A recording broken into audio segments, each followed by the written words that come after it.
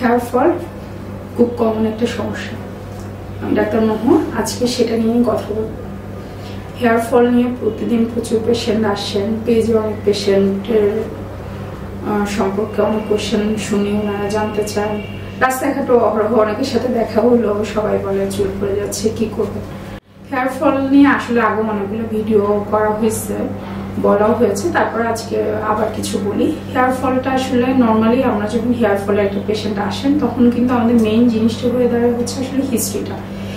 মানে পেশেন্ট যত আমাদেরকে ভালো করে হিস্ট্রিটা দিতে পারেন ততই পেশেন্টের জন্য এবং আমাদের জন্য সুবিধা হয়, যাতে রোগটা ডায়াগনোসিস করা যায়। এখন হেয়ার ফলটা কেন হচ্ছে, এখন আমাদেরকে হচ্ছে কারণটা খুঁজতে হয়। নর্মালি অনেকে দেখা যায় যে ক্র্যাশ ডায়েটের হিস্ট্রি থাকে, বেশিরভাগই হেয়ার ফলের কজটা কিন্তু হচ্ছে নিউট্রিশন, যেটা হচ্ছে যারা ক্র্যাশ ডায়েট করছে না, অথবা পেশেন্টের বিভিন্ন ধরনের ভিটামিন ডিফিসিয়েন্সি হচ্ছে, ম্যাগনেশিয়াম, জিঙ্ক, আয়রন, তারপর হচ্ছে ভিটামিন ডি, ভিটামিন বি12, ভিটামিন বি, এসবের কারণে কিন্তু পেশেন্টের চুল পড়তে পারে। তাছাড়া দেখা যায় অনেক পেশেন্ট স্ট্রেসে থাকেন, ওদের কারণ হতে পারে। অনেক পেশেন্টের কাছে কিছু হরমোনাল প্রবলেম থাকে, সেগুলোর ক্ষেত্রেও কিন্তু আমরা দেখি যে পেশেন্টের চুল পড়ে যাচ্ছে। অনেকের অ্যালকোহলের হ্যাবিট থাকে, অ্যালকোহলের হ্যাবিটের কারণেও কিন্তু পেশেন্টের চুল পড়ে। তাছাড়া মেজর ডিপ্রেসিভ ডিসঅর্ডার, অথবা অনেকে আছেন পিসিওএস এর পেশেন্ট, ওদেরও কিন্তু একদিন পাশাপাশি আমাদের হেয়ার থিনিং অথবা চুল পড়া, যেটা হেয়ার ফল, সেই সমস্যাটা আমরা পেয়ে থাকি। তাছাড়া বিভিন্ন স্ট্রেসের কারণে, এনভায়রনমেন্টাল কিছু কারণে, অথবা অনেকে অনেক সময় বিভিন্ন ধরনের ট্রিটমেন্ট নেন। কিছু ট্রিটমেন্ট আমাদের খুব পরিচিত, যেমন ক্যারাটিন ট্রিটমেন্ট, রিবন্ডিং, অথবা অনেকে দেখা যায় প্রচুর প্রোডাক্ট ইউজ করছে, তার চুল পড়ছে, এই জন্য সে বিভিন্ন জায়গা থেকে বিভিন্ন পেজ অথবা বিভিন্ন অনলাইন মাধ্যমে সে জানছে এই প্রোডাক্ট ইউজ করবে, এটা করছে, তখন দেখা যাচ্ছে তার চুলটা আরো বেশি পড়ছে। কারণ হচ্ছে পেশেন্ট আসলে জানে না কেন তার চুল পড়ছে, সেটা দেখেই কিন্তু আসলে পেশেন্টের চুলের জন্য আসলে সেই ব্যবস্থাটা নেওয়া উচিত। তারপর হচ্ছে আমরা দেখি যে চুলটা হঠাৎ করে কিছু পেশেন্টের দেখা যায় যে খুব বেশি চুল পড়ে, যেটা আমরা হচ্ছে টেলোজেনিক ফ্লুভিয়াম বলি। নর্মালি অ্যাকুট যদি হয়, দেখা যায় যে তাদের 3 থেকে 6 মাসের মধ্যে ওই চুল পড়াটা কমে যায়।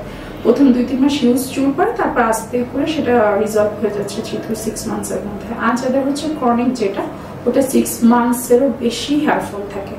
আবার কিছু পেশেন্ট আসেন হচ্ছে যাদের হেয়ারটা ফল হচ্ছে না, পাতলা হয়ে যাচ্ছে, এটাও বলেন। অনেকের আবার হচ্ছে হেয়ার ব্রেকেজ হয়ে যাওয়া আর হেয়ার ফল অথবা থিনিং হয়ে যাওয়া কিন্তু দুইটাই আলাদা আলাদা জিনিস।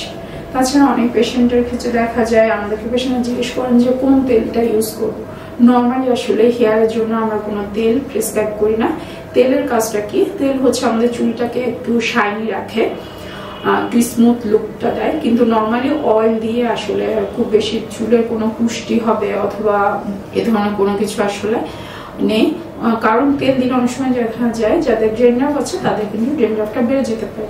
আবার কিছু পেশেন্ট হচ্ছে শ্যাম্পু সম্পর্কে জানতে চান, হেয়ার লসের জন্য বেস্ট কোনটা শ্যাম্পু। আসলে ওইভাবে কোনো শ্যাম্পু নেই, শ্যাম্পুর কাজটা হচ্ছে আমাদের স্কাল্প ক্লিন করে, এখানে কিন্তু চুলের খুব বেশি কাজ কিছু করে না।